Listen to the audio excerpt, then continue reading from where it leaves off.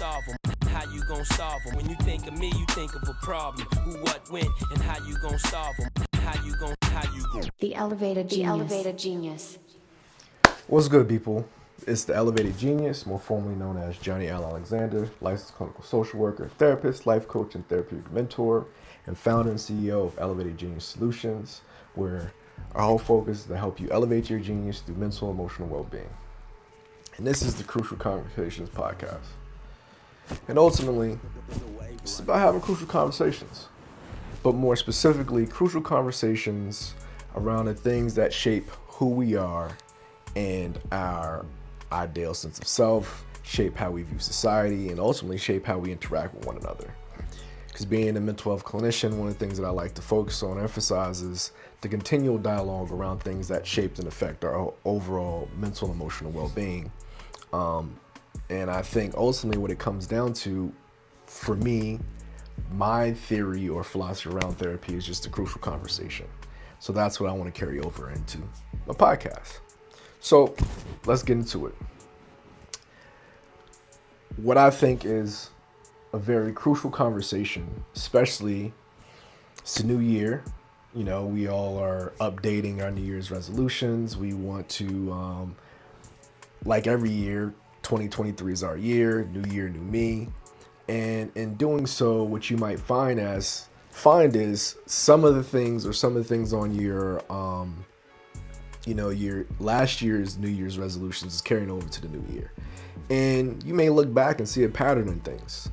And at some point in time, I think whether it's in this regard or even as a means of personal reflection or for means of better understanding, that it's essential that we all start unpacking our whys.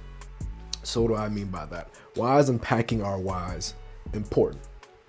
Because at some point we have to get to a place in which we no longer just look at our behaviors or, life outcomes or another's behaviors and their life outcomes, and we start looking at the whys behind how they got there in the first place. And I think something as simple as just asking the question why takes something from a surface level means of understanding to a more deeper means of understanding.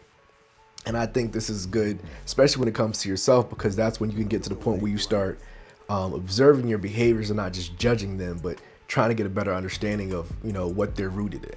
And once you find out what they're rooted in, then you have a better opportunity to better understand, the behaviors of things you may be struggling with, and get a deeper understanding of, where they come from, where we've been from.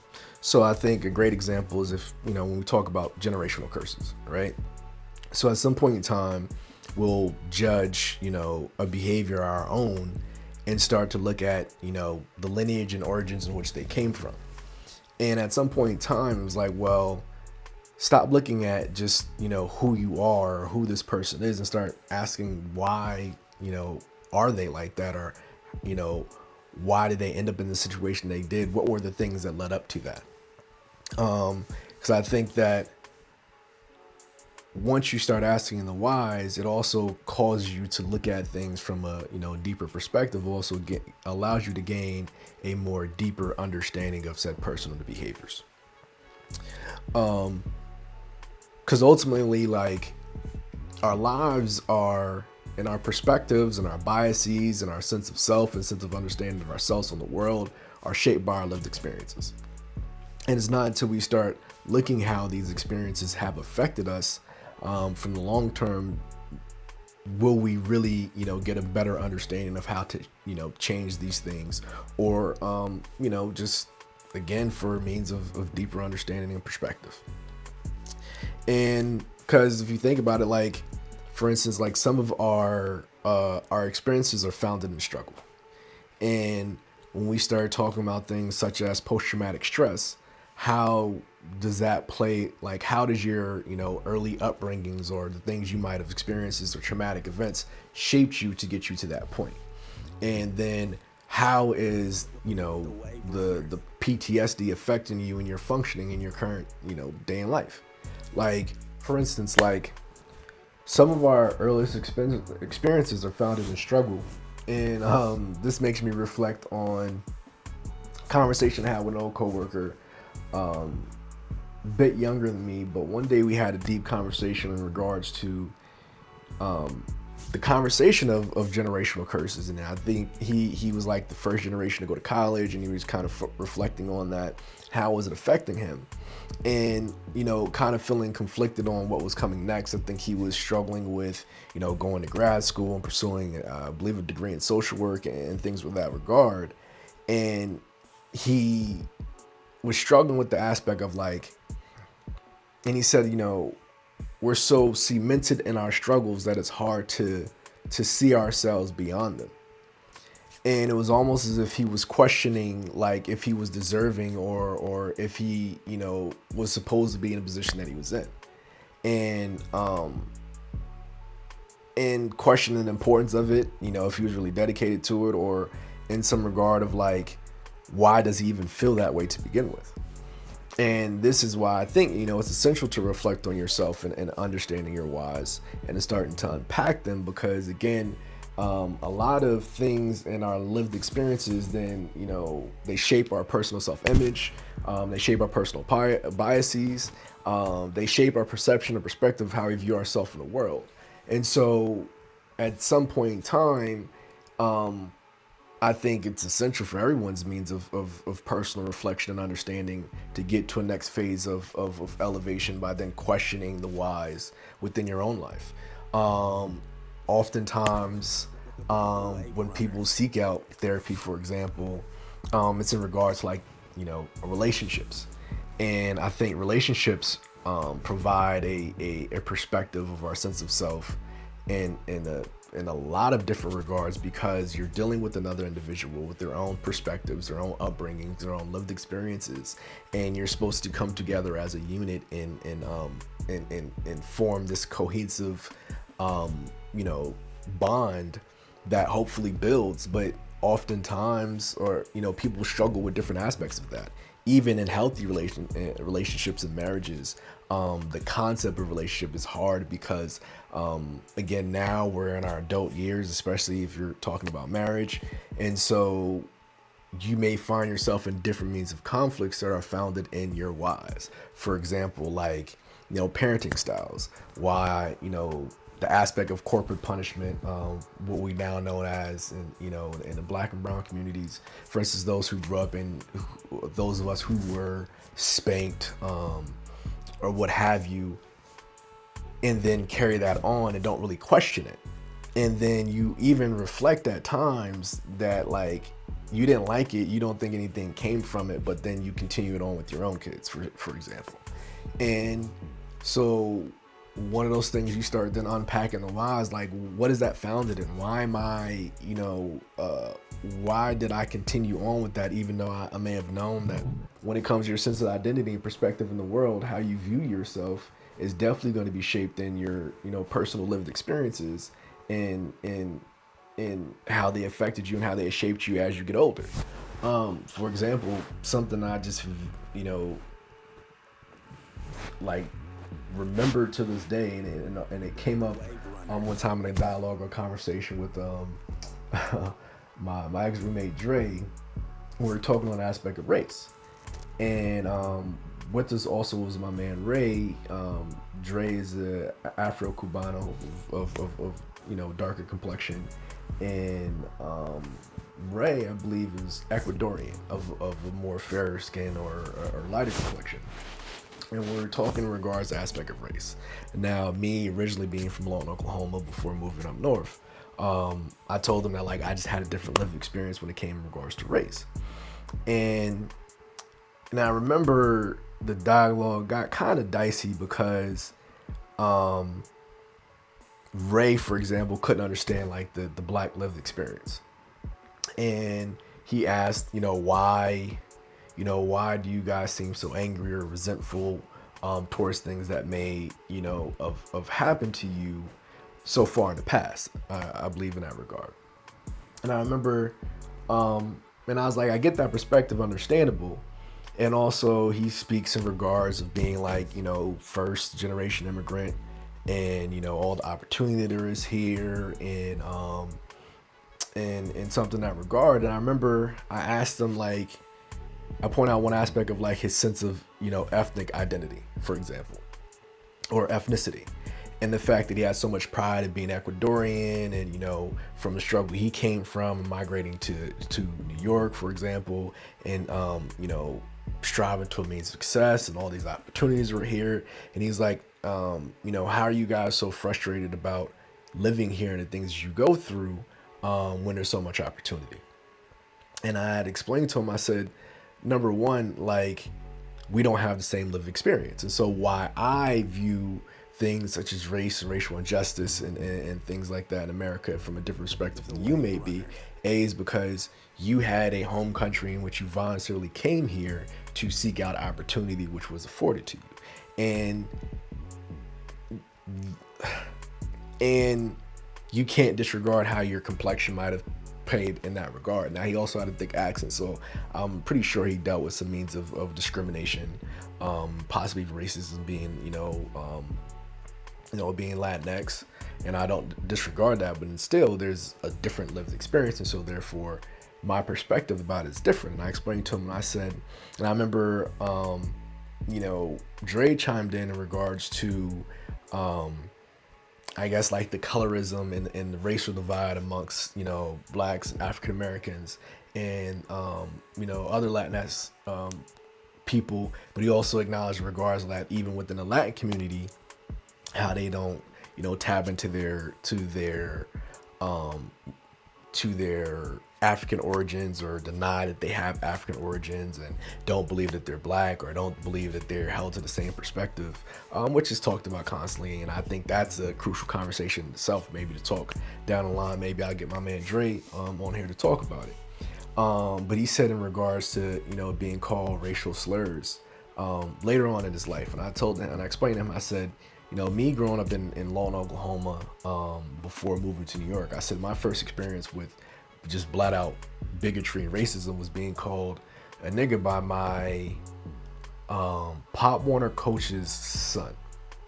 And even then, I remember being angry, and still this day, I just knew that I should be angry, and even then didn't understand why, but I knew I should have. I mean, I was a young age. I think I was like, fourth grade at the time, so I might have understood.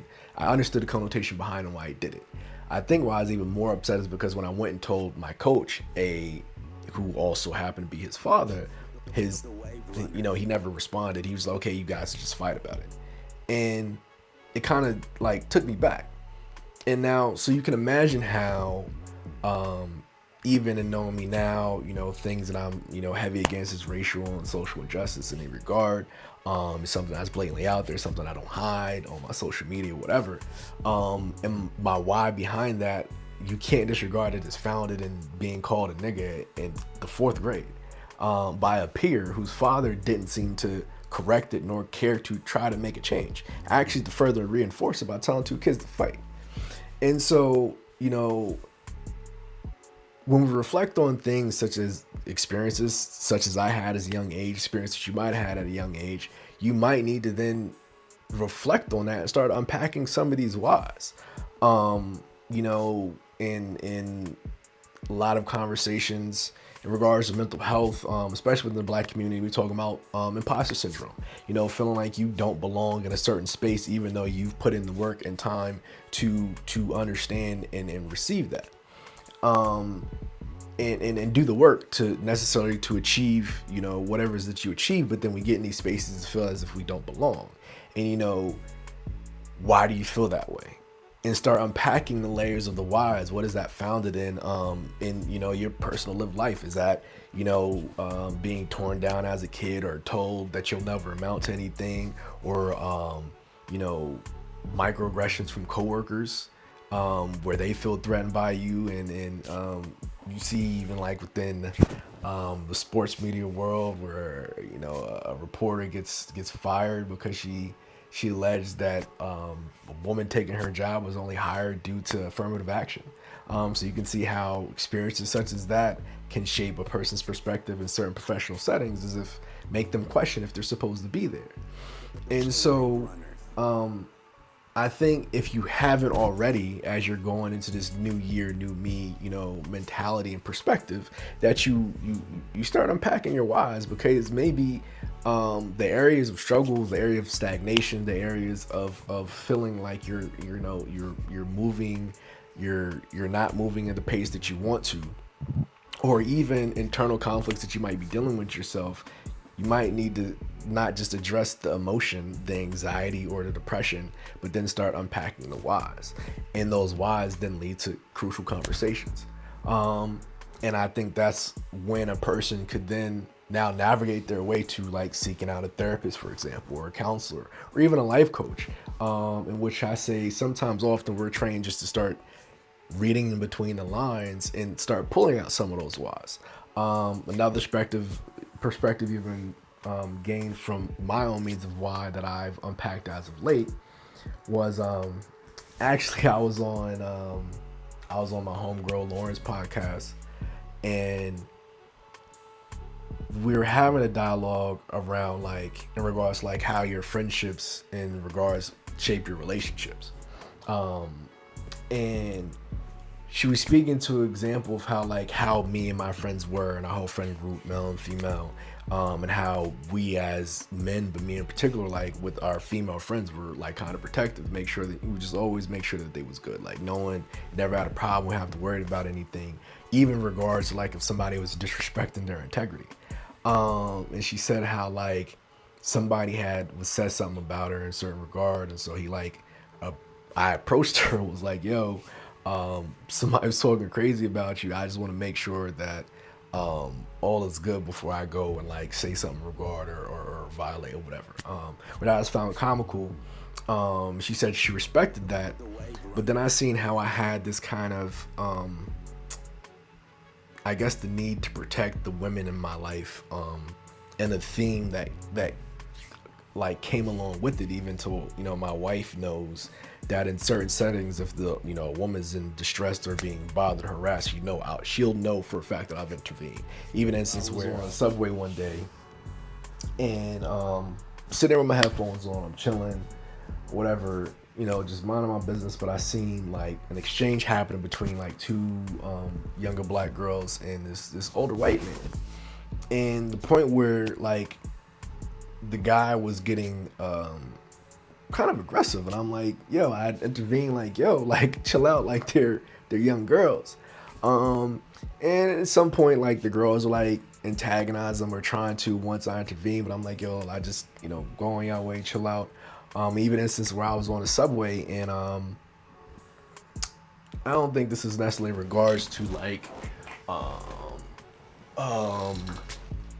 women per se, or just this complex of, you know, looking out for people or you know, wanting to make sure that people are good or intervening in a certain regard, on the subway, and this black dude is going off on this another rider. I think he was on the 4, which, you know, Bronx is a shitty fucking train anyway, and the dude is going off along the lines of like, you know, F you immigrants, why are you here, get out of my country, whatever, and it was just mad random. But what bothers me is I'm across from me on the subway, a young lady's with her son, and she began covering his ears, and the little boy became agitated, like, why are you covering my ears? Because the guy was using, you know, foul language and the whole nine, and just the way he was coming at the guy. So I'm like, I spoke up like, yo, what's your beef with him? Like, why are you mad at this guy? Like, because he came here voluntarily and we was brought here on ships against our will. Like, that's not his fault per se. Like, so what's your beef? And so the guy comes across the train car, and gets in my face and is like, hey man, like, why, like, even comment like, what, like, you know, why are you talking to me like that? And I was like, well, number one, you didn't come over here to give me a hug, so but I didn't think the way you was going about talking to the guy was right. And you know, everybody cheered about it and whatever, once we get off the train. And I told my wife about it. She's like, yo, you need to stop doing that, because you know in New York people are crazy and somebody can stab you, which is true.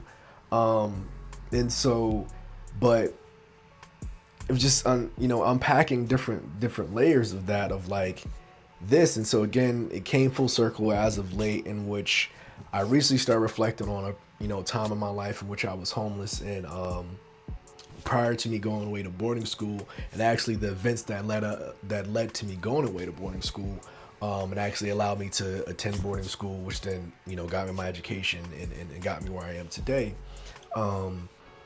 I was reflecting on a time in which I was living by myself in a shelter. Mother had been, incarcerated at the time, and um, for a while I was going to school and doing everything regular, and no one knew.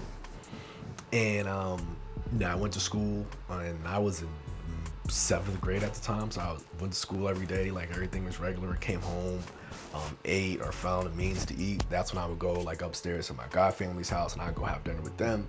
And even talking about my brother Chichi when I went to New York recently, he was like, "Yeah, we were just talking about that as of late, me and Mom's," and he was like, we always laughed at the fact that it was like, "Yo, why didn't Fago ever stay here?" Fago is what they call me back home, and I was like, "Yo, I don't know. Like, I just went to school and acted like everything was straight," which actually worked in my favor, because I think had I not done that for as long as I did to help me get into boarding school, and I probably would end up in the foster care system, which is another story for another time. But anyway, I had, for my own reasons as of late, I sought out therapy myself, and that was something I was going to unpack. And my therapist, she asked me, she was like, "Well, why didn't you say anything to anybody?" And I was like, "I don't know. Like, that was the thing. Like, I just knew that I had to go to school, and that's what I did. And I just figured out my way every single day, and I didn't very much think about telling anybody's what was going on. I guess I assumed that my mother, once she returned, everything would be good. Couldn't tell you my thinking." And then she stopped, and she was like, you know what if that was another way in which you were trying to protect your mother? And I was like, damn, I never thought about it like that. And I was like, well, I had witnessed abuse at a young age.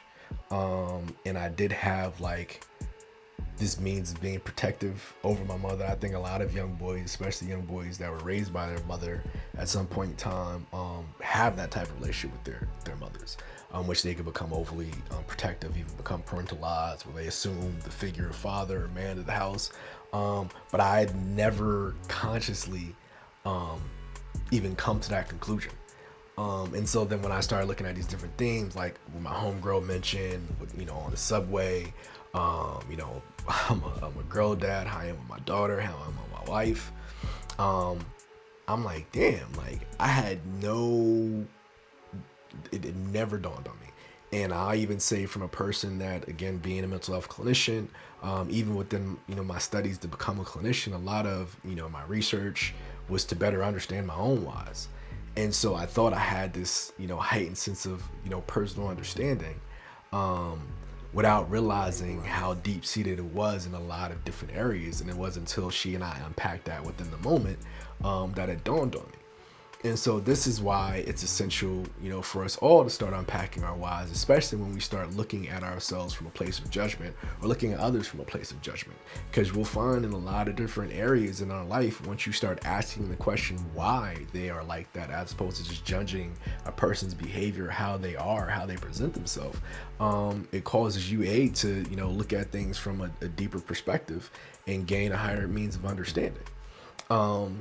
And so even for ourselves, I think the first essential place to start is with ourselves and asking our own whys. So like myself, when I start making those connections, at least you have a sense of consciousness about it. So if it's something where it's an area of self-improvement, or certain areas in your life where you feel like you're stagnant, as mentioned before, and you're not making progress, maybe it's founded in one of those whys, and you might need to go seek out a professional to help you kind of unpack those. And also, why not better learn oneself? And so in it all, major crucial conversation on the aspect of just unpacking your whys. Stop looking at yourself from a place of judgment, because I always say to some of my families that I work with, that guilt and shame serves no one. So stop looking at yourself from a place of guilt and shame and judgment, and maybe some of the reasonings behind your behaviors are more deep-seated than you actually thought. So now it's time to take a step forward in this new year, while you're creating the new you. Maybe you have to address some old baggage in order to be that new you, and maybe you've just kept carrying it into new year for all this time, because again, it's more deep-seated than at the surface level that you believed it to be. And so again, this is a crucial conversation about unpacking your whys. If this is something pertinent to you, if this is a conversation that you think is crucial to yourself, please like, and subscribe. In the comments, if there's other crucial conversations that you think we should be having or need to be had, give me some suggestions. Again, for those who decided to tune in, wherever you are, I appreciate you and thank you for your time and efforts. And again, this is a Crucial Conversation podcast. I'm the Elevated Genius, more formally known as Johnny Alexander, licensed clinical social worker, therapist, life coach, and therapeutic mentor with Elevated Genius Solutions. And like I always like to say, remember, elevate, never stagnate. Until the next time.